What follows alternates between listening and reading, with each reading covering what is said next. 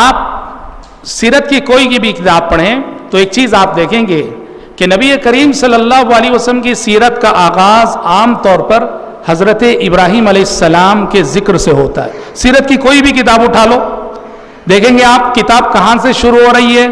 حضرت ابراہیم علیہ السلام کے ذکر سے شروع ہو رہی. کیوں؟ اس کے دو ریزن ہیں، اس کے دو سبب ہیں. نبی کی سیرت شروع کی جاتی ہے حضرت ابراہیم علیہ السلام سے، ابراہیم علیہ السلام کے تذکرے سے. اس کے دو بنیادی سبب ہیں، اس کے دو بنیادی ریزن ہیں. پہلا سبب یہ ہے کہ ابراہیم علیہ السلام ہمارے نبی کے اجداد میں سے آتے ہیں، ہمارے نبی کے دادا لگتے ہیں. جی، نبی کریم صلی اللہ علیہ وسلم ابراہیم علیہ السلام کی نسل سے تھے.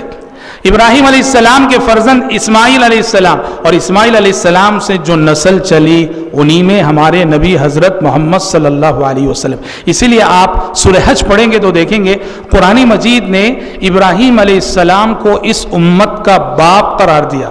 سورہ حج میں اللہ تعالیٰ نے کہا ملت ابیکم ابراہیم، اپنے باپ ابراہیم کی ملت کی پیروی کرو.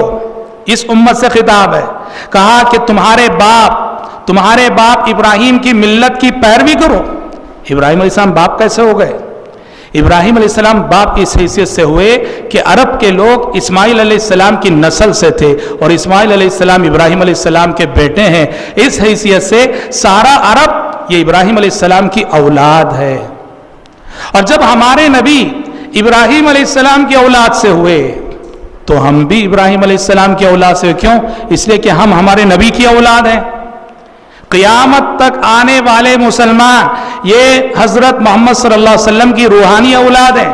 کیا آپ نے وہ حدیث نہیں سنی جس میں پیارے نبی نے فرمایا یا ایھا الناس انما انا لکم بمنزلۃ الوالد، اے لوگو میری مثال تمہارے لیے باپ جیسی ہے. کیا فرما رہے ہیں پیارے نبی اس امت سے خطاب کر کے؟ میں تمہارے باپ جیسا ہوں، میں تمہارے والد جیسا ہوں. باپ جس طرح اپنے بچوں کو بیٹوں کو چھوٹی چھوٹی باتیں سکھاتا ہے، میں بھی ویسے تمہیں چھوٹی چھوٹی باتیں سکھا رہا ہوں. استنجا کے آداب سکھا رہا ہوں کہ استنجا جاؤ تو قبلہ رو ہو کے نہ بیٹھنا، قبلے کی طرف پیٹ نہ کرنا، داہنے ہاتھ سے استنجا نہ کرنا، پتھروں سے استنجا کرنے کی صورت میں 3 سے کم یوز نہ کرنا. تو پیارے نبی نے اپنے آپ کو اس امت کا باپ قرار دیا. پیارے نبی اس امت کے باپ اور ابراہیم علیہ السلام پیارے نبی کے باپ. تو لے دے کہ یہ ہوا کہ ابراہیم علیہ السلام قیامت تک آنے والے مسلمانوں کے بھی روحانی باپ ٹھہرے. تو یہ ریزن ہے، پہلا سبب ہے کہ نبی کریم صلی اللہ علیہ وسلم کی سیرت کا آغاز حضرت ابراہیم علیہ السلام سے ہوتا. اور دوسرا سبب، دوسرا ریزن جو سیرت محمدی کا آغاز ابراہیم علیہ السلام کے تذکرے سے ہوتا، دوسرا سبب یہ ہے کہ ہمارے نبی حضرت محمد صلی اللہ علیہ وسلم کی بعثت یہ دعائے ابراہیمی کا نتیجہ تھی. آپ دعائے ابراہیمی کا مظہر تھے.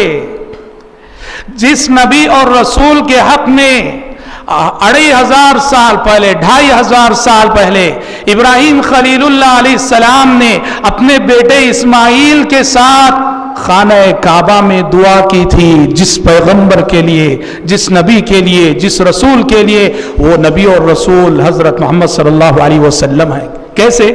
آپ پڑھیے سورہ بقرہ پڑھیے، پہلے پارے میں اللہ تعالیٰ نے بیان کیا ہے کہ جب اللہ کے حکم سے ابراہیم علیہ السلام اپنے فرزند اسماعیل علیہ السلام کو لے کر انہوں نے خانہ کعبہ کو تعمیر کیا.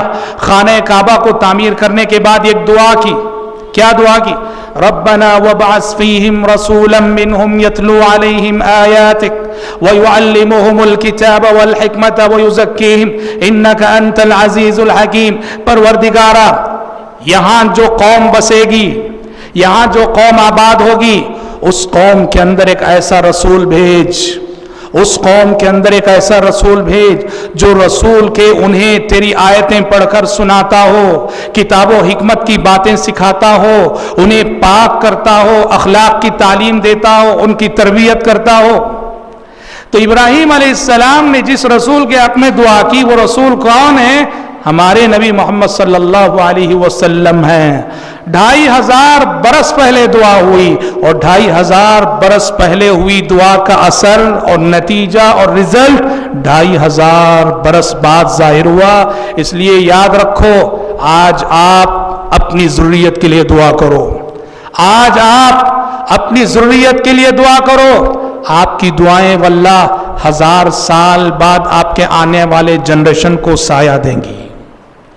ہندوستان کے اس صنم کدے میں، ہندوستان کے اس بت کدے میں جہاں ہر طرف شرک ہی شرک نظر آتا ہے، مندریں ہیں، چرچ ہیں، درگاہیں ہیں، مزاریں ہیں، یہ ایک موحد پریشان ہو جاتا ہے. کیسے پریشان ہوتا ہے کہ پروردگارہ شکر ہے کہ تو نے مجھے صحیح عقیدے کی، توحید کی دولت سے نوازا.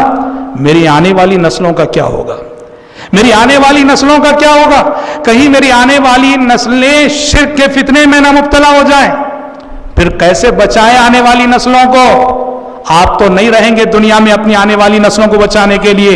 یاد رہے آج آپ تہجد کے وقت اٹھ کر اپنے لیے، اپنی آنے والی نسلوں کے لیے دعائیں کر دو.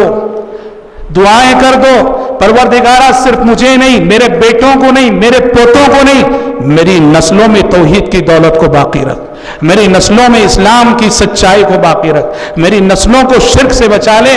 آج آپ دعائیں کرو، آج آپ تڑپو، آپ کی دعائیں 1000 سال بعد بھی آپ کی آنے والی نسلوں کو سایہ دیں گی.